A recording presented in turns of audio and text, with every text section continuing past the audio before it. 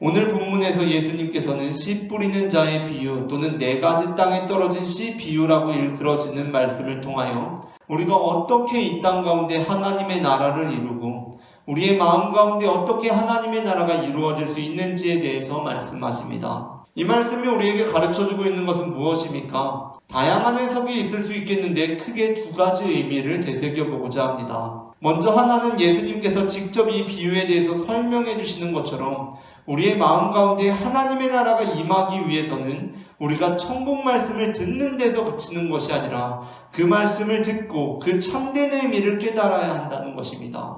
우리의 마음 가운데 하나님의 나라가 임하기 위해서는 우리의 마음이 좋은 땅과 같아서 그 말씀을 듣는 데서 그치는 것이 아니라 그 말씀을 듣고 깨닫게 되는 상태에 이르러야 한다는 것입니다.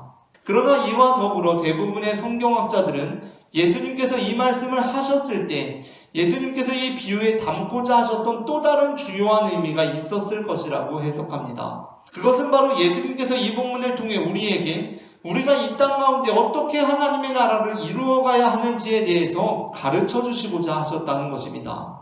이러한 해석의 근거가 되는 것은 예수님께서 애초에 이 비유를 말씀하실 때 그 주체를, 그 주인공을 땅들로 설정하고 계신 것이 아니라 이 씨를 뿌리는 자로 설정하고 계신다는 것입니다. 후반부 예수님의 해설에서는 이 주인공이 감추어집니다. 그러나 분명히 비유에서 주인공은 씨를 뿌리는 자입니다. 그렇다면 우리가 씨를 뿌리는 자의 관점에서 이 본문을 이해한다면 우리는 어떠한 가르침을 깨달을 수 있겠습니까? 비유에서 씨를 뿌리는 자는 씨를 뿌리러 나갑니다. 그리고 씨를 뿌립니다. 그런데 그 씨가 더러는 길가에 떨어지고 더러는 흙이 얕은 돌밭에 떨어지고 더러는 가시떨기 위에 떨어지며 또 더러는 좋은 땅에 떨어지기도 합니다. 결과적으로는 4개의 조건 중에 3개의 조건에서는 결실을 맺지 못하고 단 하나의 조건에서만 결실하게 됩니다. 이 비유가 우리에게 가르쳐주고 있는 것은 무엇입니까? 이제 예수님의 사역 가운데 노골적인 도전들이 드러나기 시작했습니다. 그리고 앞으로도 예수님의 사역은 인간적인 시각에서 볼 때 점점 균열과 실패의 조짐들이 나타나기 시작합니다.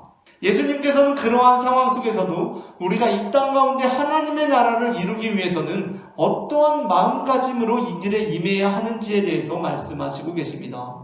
그러니까 우리가 천국 복음을 전하는 삶을 살아갈 때 때때로 우리가 전하는 이 씨앗들이 결실하지 못하며 우리의 사역이 무의미한 것처럼 보일지라도 분명 어떠한 것들은 좋은 땅에 떨어져 100배, 60배, 30배의 결실을 얻게 될 테니 낙심하지 말고 계속해서 천국 복음을 전하라는 말씀이라는 것입니다.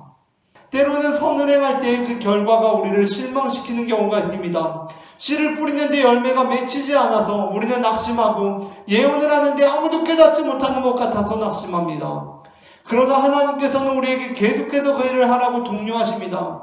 우리를 낙심시킬 만한 일들이 있더라도 그것으로 인해 넘어지지 말고 계속해서 씨를 뿌리고 계속해서 예언을 하라고 말씀하십니다. 사도 바울은 갈라디아서 6장 9절에서 이렇게 말씀합니다. 우리가 선을 행하되 낙심하지 말지니 포기하지 아니하면 때가 이름에 거두리라. 아멘.